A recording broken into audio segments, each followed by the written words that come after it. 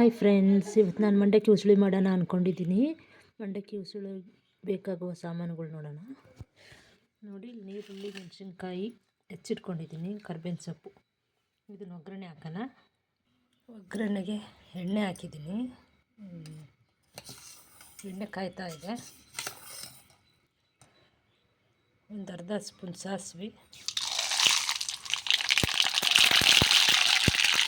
ಒಂದು 1/4 ಸ್ಪೂನ್ ಜೀರಿಗೆ, ಆಮೇಲೆ ಸೊಪ್ಪು,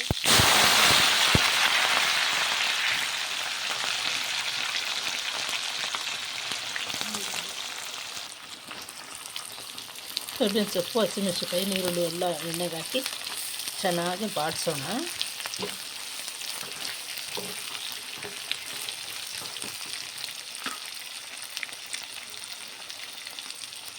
ಒಂದು ಅರ್ಧ ಸ್ಪೂನ್ ಉಪ್ಪು,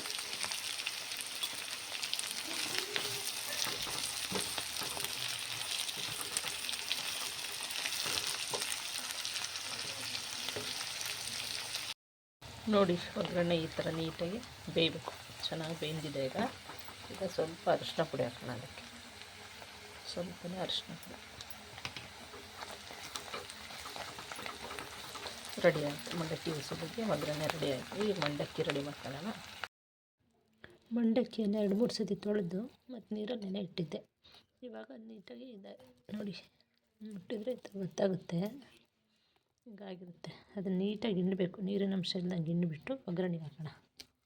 ಒಗ್ಗರಣೆ ರೆಡಿ ಆಗಿದೆ ಅಲ್ವಾ?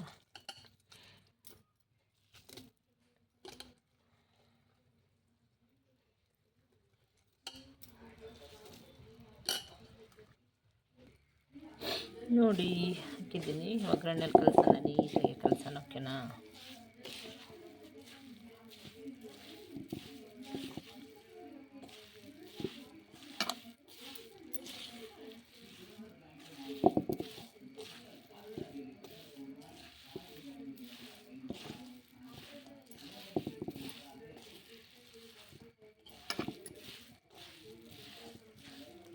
ಕಲಸಾಯ್ತು. ಇದನ್ನು ಬಿಸಿ ಮಾಡೋಣ.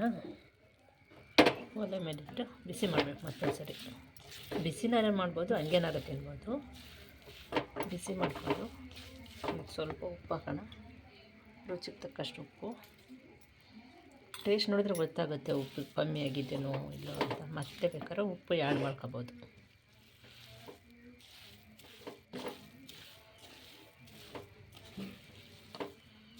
ಈ ಥರ ಬಿಸಿ ಮಾಡ್ತಾರೆ.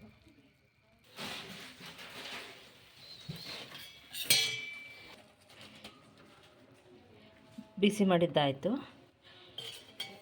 ಅದಕ್ಕೆ ಒಂದು ಸ್ವಲ್ಪ ಕಡಲೆ ಹಿಟ್ಟು, ಹುರ್ಗಡ್ಲೆ ಹಿಟ್ಟು ಅಂತಾರಲ್ಲ, ಆ ಕಡಲೆ ಹಿಟ್ಟನ್ನು ಹಾಕಿ ಸ್ವಲ್ಪ ಕಲಿಸ್ಬೇಕು.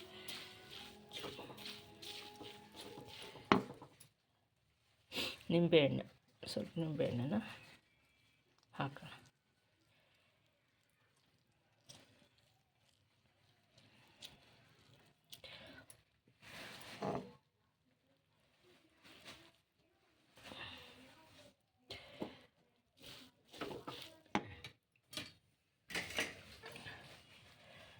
ಕೊತ್ತಂಬರಿ ಸೊಪ್ಪು ಹಾಕಿ ನೀಟಾಗಿ ಕಲಸಿದ್ರೆ ರೆಡಿ. ಮಂಡಕ್ಕಿ ಉಸುಳಿ ರೆಡಿ ಆಗ್ತಾ ಇದೆ. ರೆಡಿ ಟು ಸರ್ವ್ ಮಂಡಕ್ಕಿ ಉಸುಳಿ. ಬನ್ನಿ ತಿನ್ನೋಣ. ಇಷ್ಟ ಆದರೆ ಲೈಕ್ ಮಾಡಿ, ಶೇರ್ ಮಾಡಿ, ಸಬ್ಸ್ಕ್ರೈಬ್ ಮಾಡಿ. ಓಕೆ, ಬಾಯ್.